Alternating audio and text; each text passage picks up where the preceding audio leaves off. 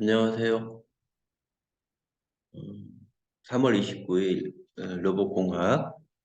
로봇공학 녹화 강의를 시작하겠습니다.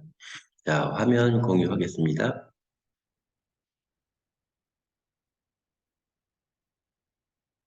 자, 지난주에는 이제 서버팩 개요에 대해서 스타트를 했습니다. 그래서 이제 서버팩 주회로 구성을 했고요. 그다음에 서버팩 제어 회로에 대한 어, 내용을 강의했습니다. 잠깐 리뷰를 한다면은, 자, 트윈 유닛이 있고, 모터가 있고, 자, 트윈 유닛은 AC, 모터도 AC, 그다음에 컨버터, 인버터. 자, 컨버터에서는 역할은 교류를 직류로 바꾸는 역할을 하고, 또 인버터는 직류를 교류로 다시 바꾸는 역할을 하게 됐습니다. 여기서 이제 교류를 DC로 바꾼 배경은 뭐냐 하면, 어, 모터를 제어하기 어, 위하여 DC로 컨트롤하는 게 편하기 때문에 DC로 변환해서 다시 인버터를 통해서 AC로 바꿔서 모터를 구동하게 됐지요. 근데 이 제어 회로 같은 경우는 이제 파워 회로가 아니고 이제 제어 회로죠. 제어 회로인데 여기서 목표치가 있으면 가속, 정속, 감속 통해서 위치 지정을 하고 속도 지정을 하고 전류 지정을 하고 해서 모터로 목표값을 이제 지정을 하게 되죠. 근데 모터 옆에는 항상 펄스 제너레이터 엔코더가 있어서 위치에 대한 편차를 제공하고 피드백하고 속도에 대한 그 위치를 피드백하고, 근데 여기에서 전류 검출기는 전류 지름에 대한 편차를 여기서 피드백해서 편차력을 어, 피드백하고 그다음에 모니터링을 하게 되는 그런 제어 회로가 되겠습니다. 그래서 요 다음부터는 이제 좀 더 자세하게 이 회로들이 어떻게 구성되어 있는지, 또 이 구성된 회로들에 대한 각각의 내용들을 좀 깊이 있게 공부하도록 하겠습니다. 자, 우선 이쪽에 딱 나와 있는 부분들이 이제 컨버터죠. 컨버터 역할은 교류를 직류로 변환하는 거죠. 요 앞단은 뭐냐면 삼성 AC 220V가 공급이 되죠. 이제 컨버터, 이 종류 다이오드에서 직류로 변환을 시키는 역할을 하고요. 여기서 이제 가장 중요한 거는 뭐냐면 여기서 정류용 다이오드를 파손을 방지하기 위해서, 이쪽에 있는 정류용 다이오드를 파손하기 위해서 조립전류 제어를 하는데요. 여기서 이제 정류의 원리는 이쪽에 콘덴서, 즉 전류의 원리는 부하가 콘덴서이기 때문에 콘덴서의 역할은 전하를 축적하는 성질을 음, 가지고 있지만, 즉, 부하에서 필요로 한, 이 뒷단의 부하에서 필요한 부분들을 여기서 충분히 전하를 축적을 해야만이, 모터 쪽으로, 즉, 인버터 쪽으로, 어, 일정한 전류를 공급할 수 있는 역할을 하는데, 이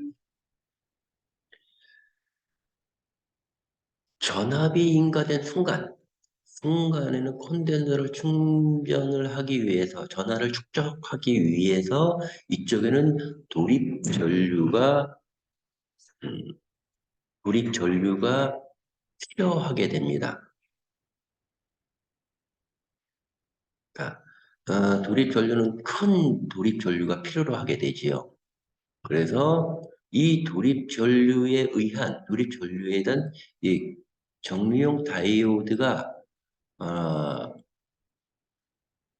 파손하기 쉽습니다.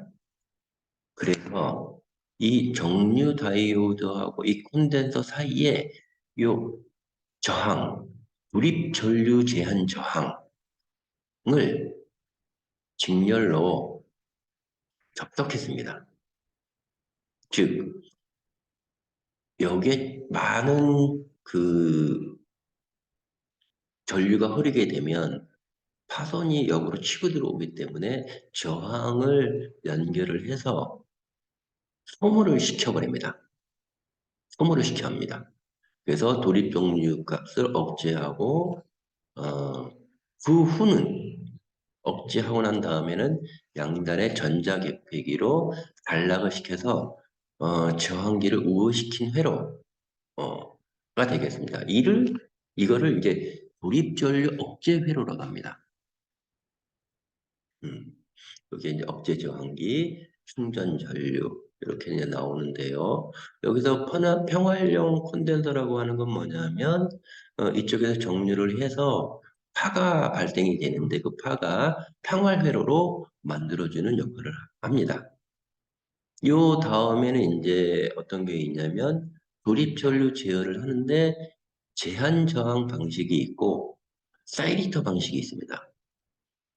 왜 두 개를 표시를 하냐면 야스카와 컨트롤러는 어, 종류가 여태까지 한 30년 동안 많은 기종의 변화가 있었는데요.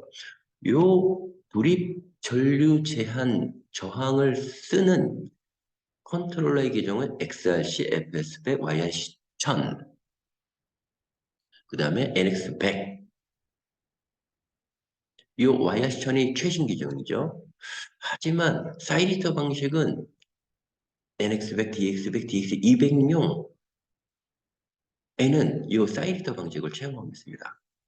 그래서 이 사이리터 방식도 마찬가지로 어, 음, 요 돌발 방지 저항하고 릴레이가 필요 없는 타입입니다. 사이리터 방식은. 즉, 이쪽에 그 제한 저항, 돌입분류 제한 저항 방식은 이렇게 저항하고 이 저항을 온오프 시키기 위한 릴레이가 필요하지만 이 사이리터 방식은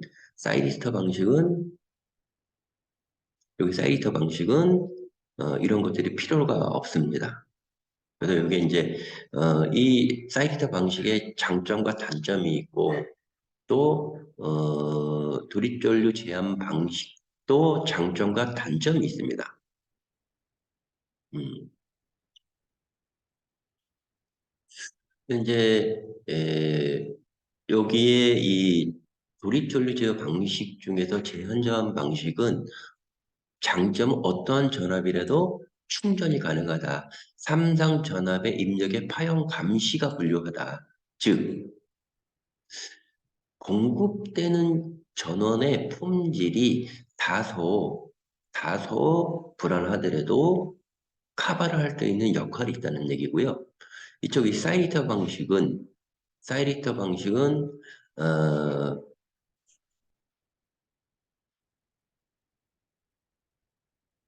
조금 전에 나왔던 얘기하고 반대로 이런 릴레이라든지 저항이 불필요한 그런 부분들이 있죠. 그런데 이제 단점은 이 삼상전을 입력에 사용을 감시할 필요가 있다는 얘기죠. 어, 그렇게 되면 이 전단에 여러 가지 안전장치가 필요하다는 얘기지요. 자, 크게 두 가지 제한 저항 방식과 사이리터 방식 양쪽에 장단점이 있기 때문에 에, 사용을 하는데 현재 우리가 배우고 있는 YR1000 같은 경우는 이렇게 릴레이하고 저항이 들어가 있는 이런 돌입전류 제어를 하고 있는 방식입니다. 자, 그 다음에 이제 서버팩의 입력 전원에 대한 전류 파형인데요.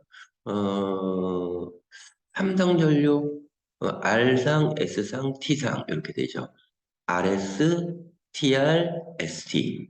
이렇게 상간 전압이 공존하고 있습니다. 일단 그 정도만 알고 계시면 될 것 같고요. 그거 같고, 음, 여기서 이제, 주 회로하고 제어 회로하고 이렇게 쭉 보시다 보면 회생저항이라는 게 있습니다. 이 회생저항, 즉 어디냐면, 음, 이렇게 이 주회로 구성해서 회생저항, 회생저항에 대해서 설명하도록 하겠습니다. 이 회생저항은 이 회생저항은 어, 서브 온시에 사용한다는 거죠. 또 DB 저항, 다이렉트 브레이크 저항이라고 하는데요. 이건 어디 있냐면 이쪽에 이렇게 DB 저항이 있습니다.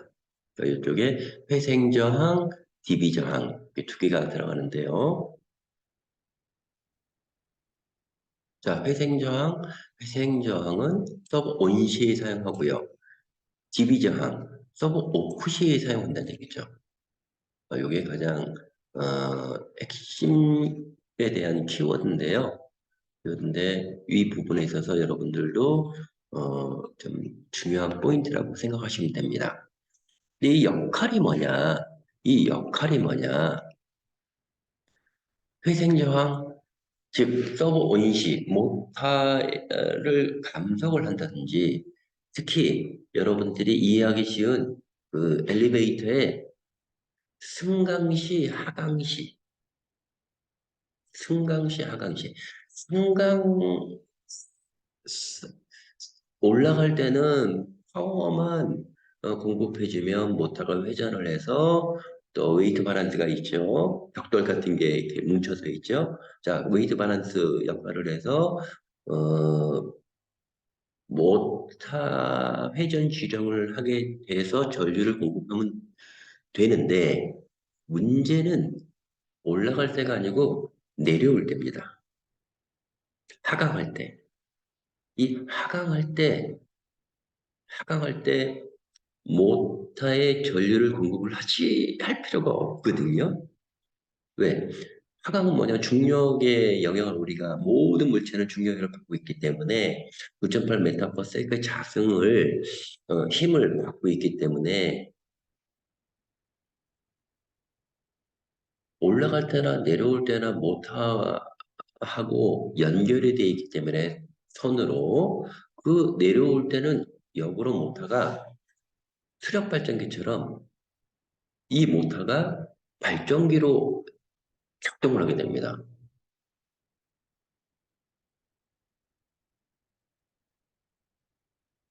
그럼 모터가 발전기가 되면 파워 소자 경유해서 이 서버팩으로 돌아오게 되는데요.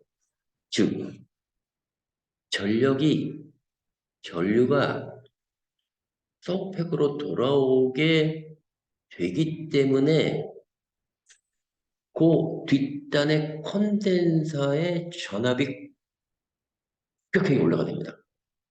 급격하게 올라가게 됩니다. 급격하게 올라가는 것을 방지하기 위해서, 즉, 방지라기보다는 급격하게 올라가는 전력을 소비시키기 위해서 회생저항을 구축합니다. 즉, 엘리베이터가 하강 시 못하는 발전기의 역할을 해서 전력을 생산을 해서 콘덴서를 파손시키는 영향이 있기 때문에 전력이 발생하는 것을 이 회생저항으로 전부 다 소모를 시켜버립니다. 이게 이제 회생저항의 역할이고요. 그 다음에 이쪽에 DB저항. 이 DB저항은 서버 오프 시에 사용합니다. 자, 서버 온. 요거 대해서 이제 실질적으로, 개념을 설명드린다면 어느 부분이냐면, 이제 컨트롤러를 전원을 온 하면, 로봇 컨트롤러죠. 온 하게 되면 자기 진단을 실시합니다. 자기 진단을 다 끝나고 나면 이제 로봇을 수동이나 자동으로, 즉 티치 모드나 플레이 모드나 하기 위해서 서버 파워를 누르게 됩니다. 이 서버 파워는 프로그램 펜던트 PP의 역할을 PP 중에서 서버 파워라고 하는 키가 있습니다. 그 파워를 온한 때 이 회생정이 역할을 하는 거고, 그 다음에 서버 오프, 언젠가는 뭐 한번 켰으면 꺼야죠. 그죠? 서버 오프 할 때 요 DB정을 사용하는데, 언제 이 DB정은 이제 서버 오프 시 사용한다고 했는데, 서버 오프는 여러 가지 그 상황들이 발생되고 있습니다.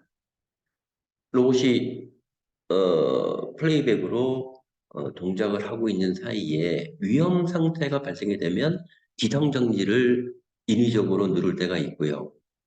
그 다음에 알람이 발생을 하게 되면 회전하고 있던 모터는 서버 오프를 하게 된 경우에 모터는 중지합니다. 이 모터가 중지를 하는 그 사이에 짧은 그 0점 몇 초 사이에 모터가 역으로 발전 기업을 또 하게 됩니다. 그래서 이 모터가 발전한 전력을 소비하는 것으로 부하 토크가 발생하고 또 모터가 정지한 경우에는 발전하지 않으므로 정지 토크가 발생하지 않는 그런 형태가 있는데 즉 비상정지라든지 모터가 급격하게 오프할 때는 이 DB 저항에서 발생된 전류를 여기서 싹 차발을 해버립니다. 그게 이제 다이나믹 브레이크라고 얘기를 할 수가 있습니다. 그다음에 이제 전체적으로 주회로하고 저회를 좀 배웠는데요.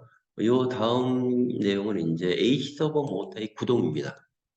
아, 네, 최소한 여러분들이 로봇을 이제 배우기 시작을 했고, 내용 만지기 위해서 또 돌아가는 그 원리를 이해를 해야 되는데, 그 중에서 가장 중요한 AC 서버 모터가 어떻게 구동되는지에 대해서, 공부를 하도록 하겠습니다. 요거는 중간에 끊기가 조금 뭐해서, 1강의는 여기서 마치도록 하고요. 2강의 때 AC 서버 모터의 구동을 공부하도록 하겠습니다. 잠시 프리뷰를 한다면은 모터의 회전 원리, 교류란, 단상 모터, 삼상 모터, 삼상 동기 모터. 음. 여기서 또 주회로 구성이 나오죠. 정류회로 나오죠. 평활회로 나오죠. 드라이브회로 나오죠. 음. 이렇게 쭉 나와서 이런 내용들이 이게 나오는데요. 나오는데 이거는 이 강의 때 공부하도록 하겠습니다. 일단 여기까지 실시하도록 하겠습니다.